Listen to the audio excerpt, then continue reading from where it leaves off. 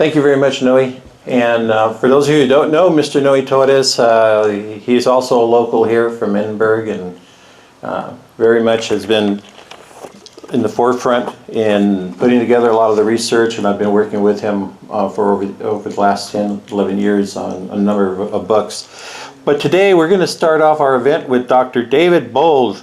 Right? Did I pronounce it right? You got it. And he also is a local boy here from Donna, Texas, right? Right, there you go. Wow. So anyway, very interesting gentleman. He's going to be sharing with you his research here. He comes from an ethnically diverse family with Latino roots, and he's lived here most of his life in the Rio Grande Valley, and he also teaches at the University of Texas.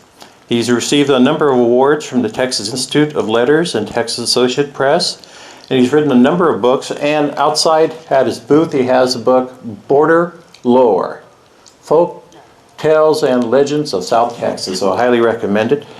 And he's appeared on the Monsters and Mysteries in America, correct? Yep. All right. Well, ladies and gentlemen, I'd like now to introduce Mr.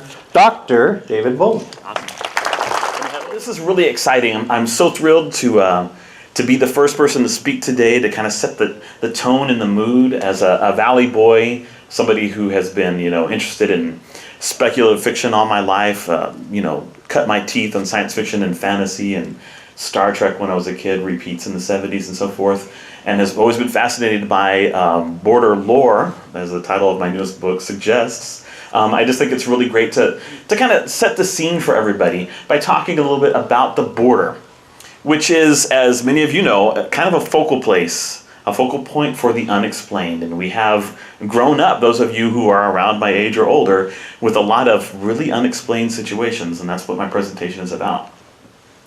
Now, the border itself is a really fascinating place, and borders in general are kind of like attractors of the strange.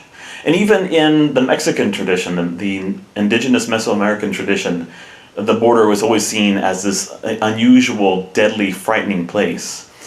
The Aztec and Mayan traditions, are full of these kinds of inexplainable phenomenon. The Aztecs had their Siximime, their star demons that would fall to the earth whenever there was an eclipse of the moon and attack people. So even going as far back as thousands of years, we see in Mayan hieroglyphs and so forth indications that they were interested in the stars and in the strange. And there's this Mesoamerican concept, Nepantla, which means in the middle. And middle places were really, really fascinating for the Aztec and the Mayan. In both traditions, the earth, in fact, is considered the first layer of heaven as well as the first layer of the underworld. It's a middle place. So if the earth itself is a middle place, then borders become an even more fascinating middle place. Rivers, like the river that we live next to, are often seen as metaphysical boundaries, places where you can cross through water into one realm or another. And the Nahua people, the citizens of the Triple Alliance that we now call the Aztec Empire, when they looked north to our area, they called this Aztlan, the realm of white. And to them it was the last border of civilization, and beyond that you had Mictlampa, the region of the dead. So that's basically the United States. Pretty cool, right? The region of the dead. And to them, you just didn't want to go too far north. You didn't want to cross that boundary of Aztlan and into Mictlampa. It was a very scary thing. And of course, they had some grudging respect for the natives of this area, the Cuauhtecan Indians that lived along the river. Now, they were not nearly as prestigious or as civilized as the Aztecs and the Mayans, but they did have this really enduring respect for the river. And they saw it as kind of like a divine gift. And as it uncoiled through the desert and the brush, it sustained them, it gave them life. And their view of the river was almost like the Mayan view of the vision serpent. It's a thing that communicates the will of the gods to man, and then communicates the desires of man to the gods. So this is just a really, really great area to be having these kinds of conversations about the strange, the unexplained. Now, I grew up here, and from my grandmother Garza and my Uncle Joe Casas out at his ranch, and my mom and dad and other tios and tias. Like you guys, I grew up hearing the stories of the strange. And they're one of the most fascinating things when we think about UFOs and we think about aliens and the possibility of extraterrestrial life in our own region. If we're smart, we start thinking about some of these stories we grew up hearing, the stories of duendes, the little folk, the little people that would sometimes steal away children in the middle of the night, right? That would hide in secret places and then come out and steal them away. And then we have stories of the nahuales, the shapeshifters that could transform themselves into animals or other human forms and do all kinds of nefarious deeds. And then the famous lechuzas, right? I'm sure that many of you in the audience who are from the valley know the story of the shapeshifters that can take owl forms. Well, what I want to do, though, is talk to you about four major X-files, if you will, from the word unexplained, kind of historically documented cases of beings that we just don't understand. Here are some images from border lore of some of those creatures. You see the duendes, the lechuza, and the shape-shifting nahual. The first X-file, if you will, that I want to talk to you about is the sea monster of Port Isabel. A lot of people, when you tell them this, they go, "What, a sea monster in Port Isabel? I have never heard of this." And what's really, really fascinating is it's one of the stories that's beginning to be lost. And one of the reasons that I write the kinds of books I do to document and keep alive, preserve for our future generations these stories. Here's an artist's rendition of the sea monster. You'll see it seizing a shark in its tentacles and devouring it. So the story goes that in August of 1938, there was what was then called the Rio Grande Valley Fishing Rodeo. I love that, fishing rodeo. Only in the Valley would we ever think to call a fishing tournament a fishing rodeo.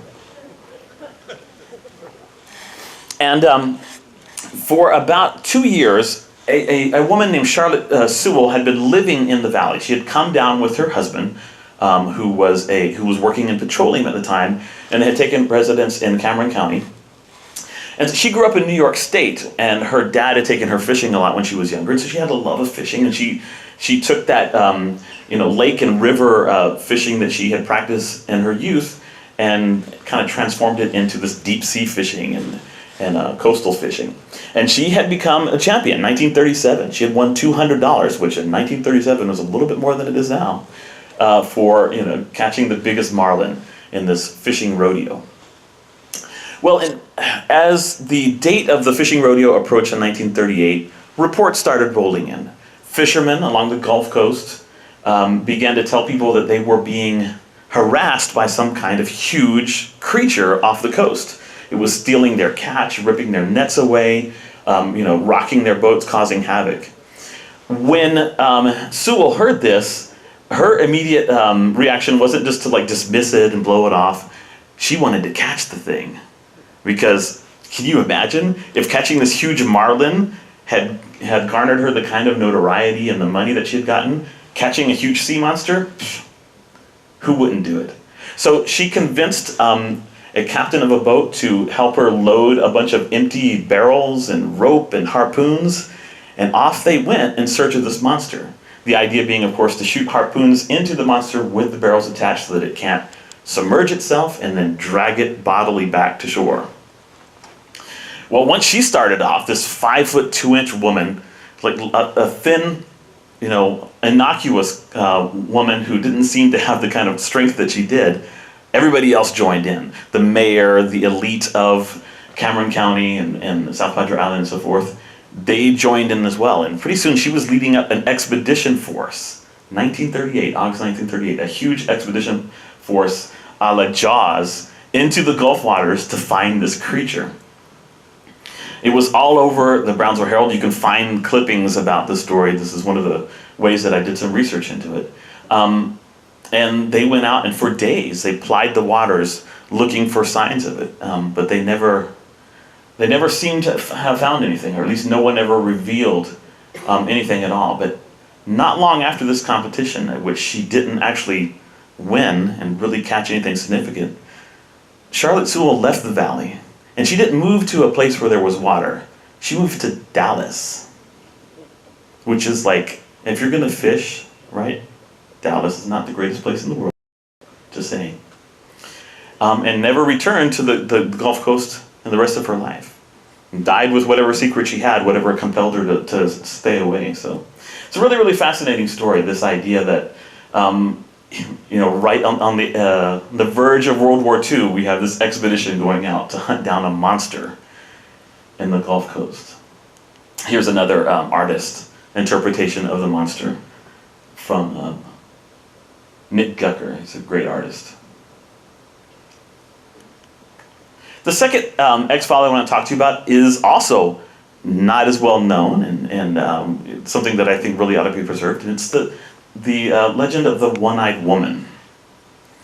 I guess you have to be a little bit older than me to remember this. I heard this from my father and from my aunt and my grandmother and other people who were around when this was happening.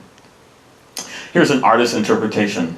Carolyn Flores created this one, of a woman with one eye in the center of her forehead. So, the stage is the 1950s in McAllen. And downtown McAllen, or what is downtown McAllen now, there was a grocery store called Molina's.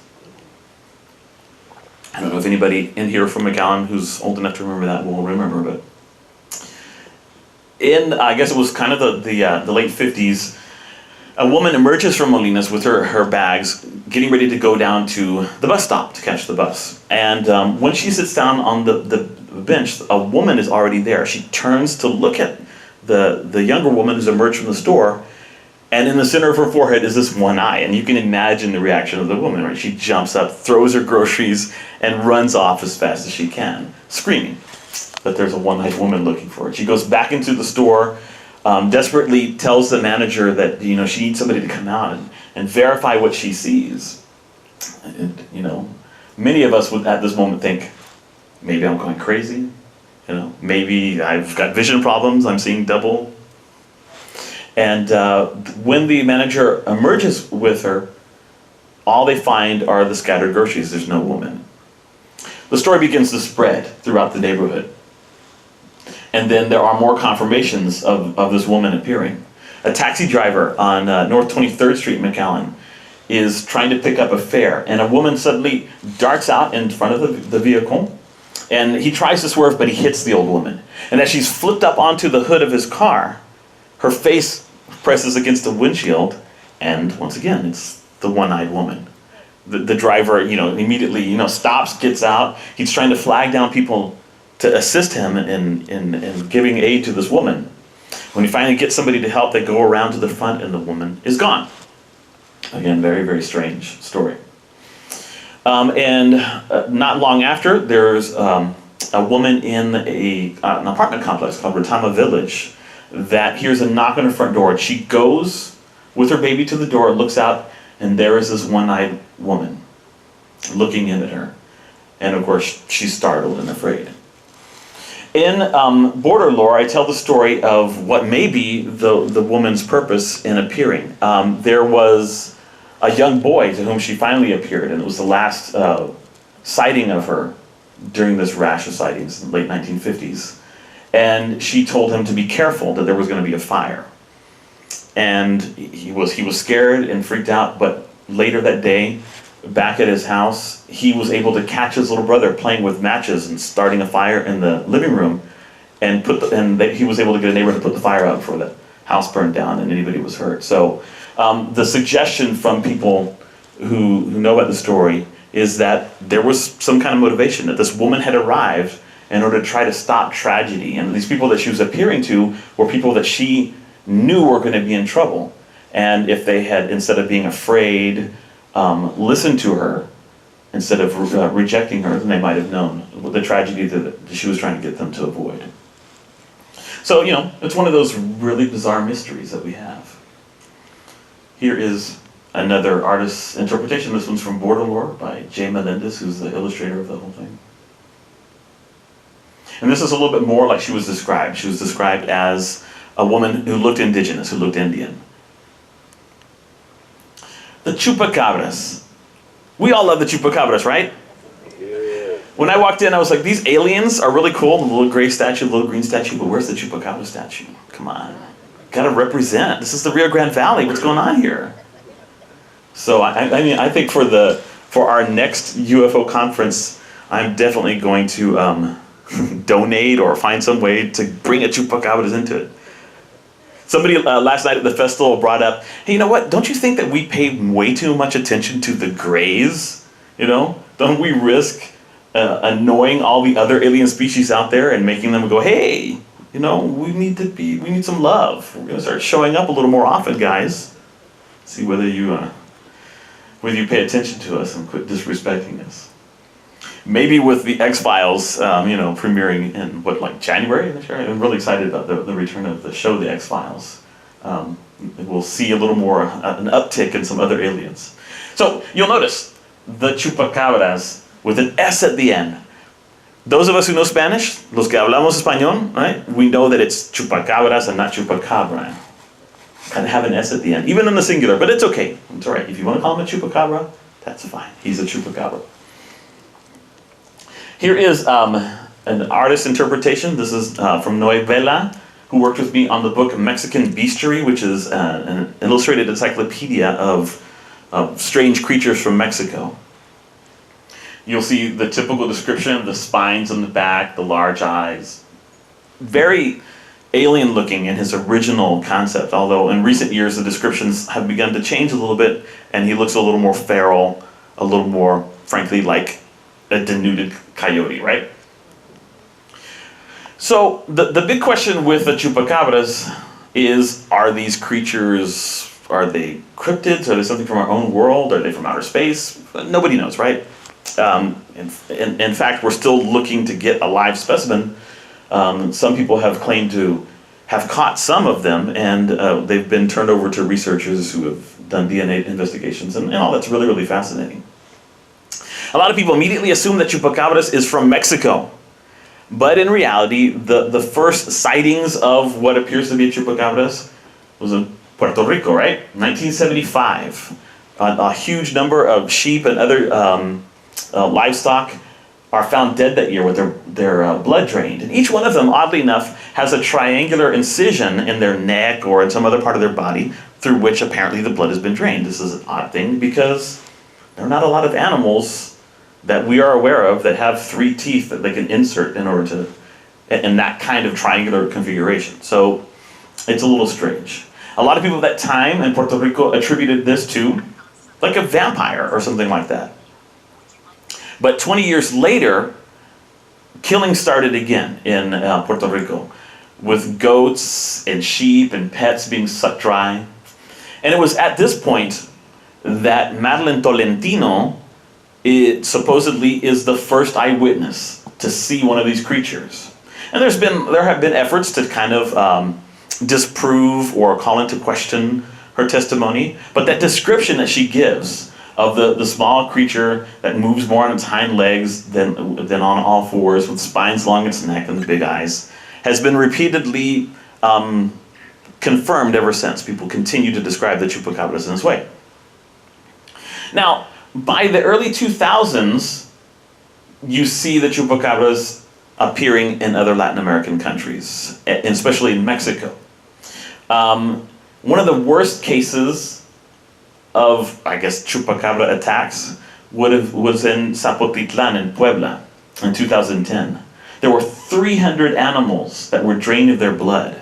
And you can imagine the ranchers, this is their livelihood, waking up in the morning to find all of these animals dead, drained of their blood. And so they got together with state and federal police. They went on a manhunt for the chupacabras, but they couldn't find them anyway. They were unable to track them down and destroy them, which was their intent. And you have to ask yourself, those of us who are maybe a little skeptical about the chupacabras' existence, 300 animals. Like, what? You can imagine situations in which 10, 20, 30 animals are drained of blood, and you could come up with an explanation that makes sense. But 300 animals to be drained of blood and often decapitated, it's a very, very unusual situation. And many of the ranchers claim to have seen that evening creatures that looked like Madeline Tolentino's description. Around that same time, it seems that either that band of creatures, because to kill 300 in one night, it's got to be a lot, right? Either that band or some other creatures made their way into the Rio Grande Valley. Francisco Lozano, he has a ranch, a little homestead on 107 in north of Edinburg. And he has testified, and you may have read his story in the Monitor, and I wrote up a version of it for Border Lore, that in that same year, 2010, some of the animals on his ranch began to turn up dead. And similar situation, their blood seemed to have been drained. And so he set up a vigil with his sons and tried to protect his ranch and his family from any more incursions. And it seemed that things had calmed down. They burned the animals that had been drained of blood. They marched around the perimeter of their ranch, making sure that there were no more incursions. And over the next couple of months, things calmed down and there were no more sightings. But one morning, a friend of his who had wanted to go whitetail hunting with him showed up at the ranch with a shotgun, and the two of them walked around to see if they could find some birds to shoot. As they were getting ready to break down their shotguns at the end of the day and go their separate ways with the birds that they had shot, they happened to see right at the entrance of the ranch this creature slinking in, completely hairless, spines on its back, looking a little bit like a coyote, but with strange fangs and strange talons. And the owner of the ranch, Francisco Lozano, immediately slammed home a couple of cartridges in his shotgun, lifted his shotgun and shot it. And they dragged it into the back of his truck and they took it off to experts who have said that while it appears to have some coyote DNA, there also appears to be other traces of DNA that they don't understand.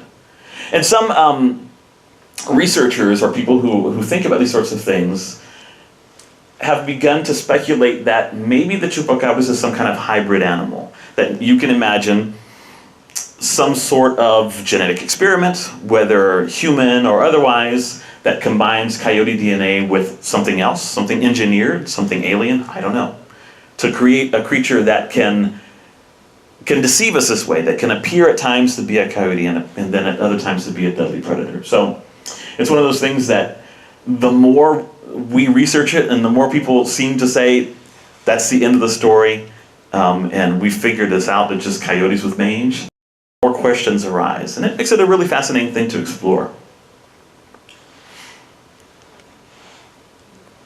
Here's another artist's interpretation of that chupacabras there on the Lozano Ranch, taking a nice bite out of a cow. And you can imagine, waking up one morning to find your beloved cow drained of blood and having to destroy it. Because one of the things that Frank Lozano says is there was no way that they were going to eat the meat of those animals that they had found. You just have to destroy it, right? Who knows what they might have been infected with. The final one, and oh my God, my favorite of all time, is the big bird. Amazingly, several people have come up to me and talked to me about, they're like, oh yeah, what about the big bird? I'm like, oh. It used to be what I would say the big bird to people that it would tell me, what, Sesame Street, the big yellow? No. Although granted, if you see the big yellow bird walking down your street with like Elmo on his shoulder, run. That's insane. Okay, that's scarier than any alien I can imagine. I heard something about Sesame Street moving to HBO. Are they going to have a crossover with like True Detective? I don't get what that. Strange. So here's an artist's interpretation of the big bird. This one is by Marco Sanchez, who's an art teacher in Edinburg. And this is kind of a fanciful, exaggerated concept of this prehistoric bird that plagued the valley for a couple of months.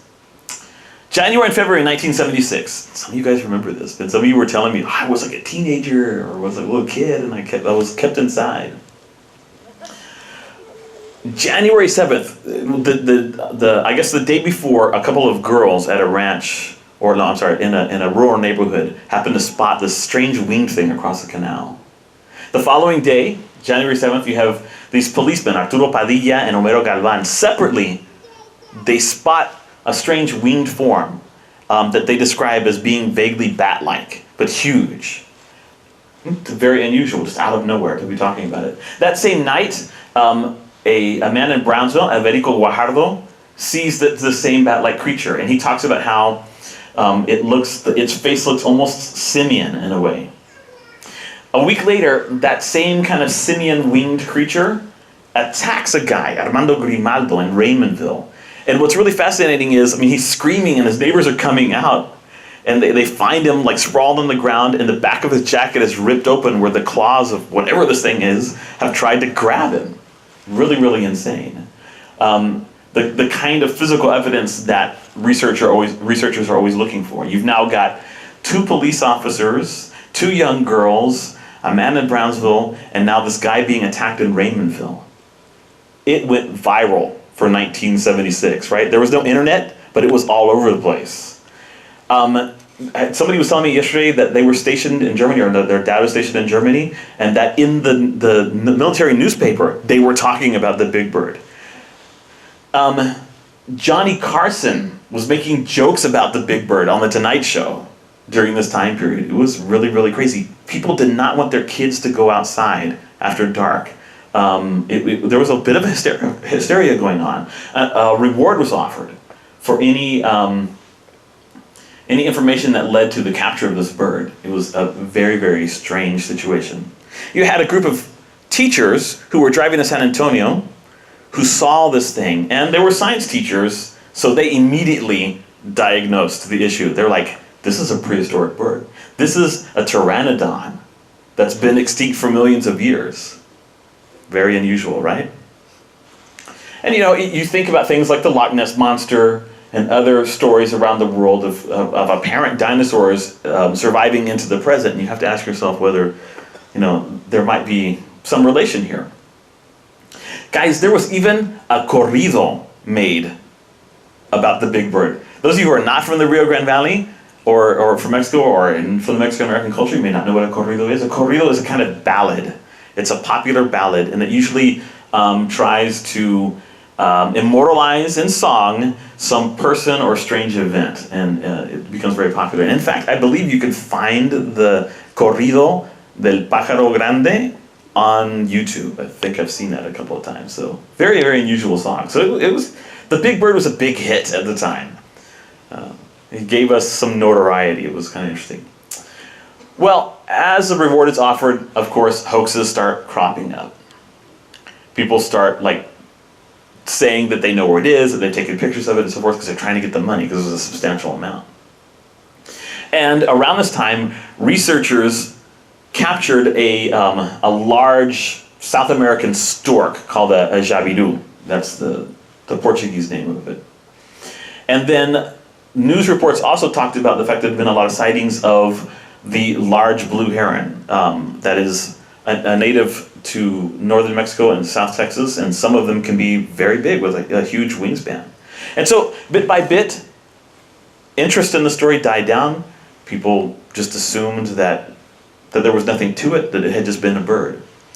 But, and this is what my appearance on Monsters and Mysteries in America was about, towards the end there was one final appearance of this big bird on a ranch that edges Cameron County and Hidalgo County. My dad was in the Navy, so we were living in South Carolina at the time. He was stationed there. My parents were from McAllen, and I lived most of my life here. But there was a time that I lived in South Carolina on a naval base. Fun. And he was getting phone calls every single day from his mom and his dad and his brothers and sisters and friends and so forth. And one day one of his friends called him, his compadre, and he told him, "Well, your compadre, I had this horrible experience on this ranch. I took my son, Danny, to go hunting. And it was very cold, and we got up in a deer stand and started waiting. And eventually, we thought we had found a deer, but it was startled by something. And when I turned around to see what it was, there was this huge creature flapping above us, and it grabbed at me and tried to pull me out of the deer stand until my son grabbed the rifle and shot at it and kind of rescued me. And I got some broken ribs because I fell out of the deer stand, but holy crap, that was insane." So I wrote this story up as part of my creature feature series, and then eventually made its way into border lore now, and the people from Monsters and Mysteries in America doing research on winged humanoids contacted me and asked me to be part of the show and talk about it a little bit. And so, you know, even though the thing seemed to disappear, and that seemed to be that, okay, it was a stork or whatever, some huge bird that's just attacking people. There are lots of raptors that are huge, not velociraptors, or bird raptors, right? People were very dismissive about it and just wanted to blow it off. 2010, Monterrey, or just south of Monterrey in Nuevo León, the state in Mexico. What did they begin to see? El pájaro grande. Several attacks, and you can see news reports on YouTube about these attacks. And so you kind of have to ask yourself, there's been a tradition in northern Mexico that goes back to the time of the Aztecs about winged humanoids that live in the Sierra Madre and come down from time to attack people. In Monterrey, when my wife was growing up, she's from Monterrey, they talked about la mujer pájaro, or el hombre pájaro, the birdman, the bird woman. Some kind of strange winged humanoid that would sweep down from time to time, every decade or so, and attack people in the cities. And you can imagine coming home after one of these attacks. You're a man coming home from work, and you get attacked by this thing, and you're scratched up, and you walk in the house, and you're like, "Oh my God, honey, I was attacked by like this flying humanoid." And she's like, "Sure you were. That's where the scratches come from, huh?" So, I mean, definitely one of the things that we do is to keep our eyes on the sky in the valley. And this is one of those places where we don't have forests, we don't have huge mountains, it's just all flat. We are like sitting ducks, If there are things in the skies, we are out of luck, because what are you going to do? What, are you going to hide under like a little stunted mesquite tree? There's no place to hide. There are no caves, there's no mountains. And that idea that this border area is so just open and the sky is so huge, I think it kind of like permeates our collective psychology, our collective consciousness. And when we think about the UFO sightings in McAllen and so forth, the Mexican Roswell that later today Noe Torres will talk to you about, you just think about how this place is so suitable for those kinds of things. If you were going to land an alien spacecraft, this is a nice flat place to do it, right? It's perfect. No hills. This is not the hill country. So those are 4 really interesting Border X files. There is another interpretation of the Big Bird that's a little bit closer to what people described. Something humanoid with a vaguely human or simian face, but that also has a bit of a beak, dark with red eyes. Pretty frightening thing. A couple of things for you if you want to continue looking into border lore and some of these unexplained mysteries. Here are a couple of books that I recommend that I've written. Clearly I'm going to recommend my own books, right? Here's the latest border lore. It was put out by Lamar University Press, and it's got 25 of what I think are the most harrowing, most compelling stories from the Rio Grande Valley. And a lot of them are things that have some historical documentation. So I tried to look into things like the Headless Horseman of South Texas and find out the story that I grew up hearing, where does it come from? What are its historical origins? Is there any kind of veracity to the people that are named in the story? And I've discovered all kinds of really interesting things. So it's for sale for $15 there in the lobby if you want to take a look at it, or if you want to just swing by and chat with me one of those times when we're out there, okay? If you have young people in your life, and this is accessible also to other people as well, Mexican Bestiary is a book that I did with Noe Vela, an artist from Monterrey who now lives in the Rio Grande Valley.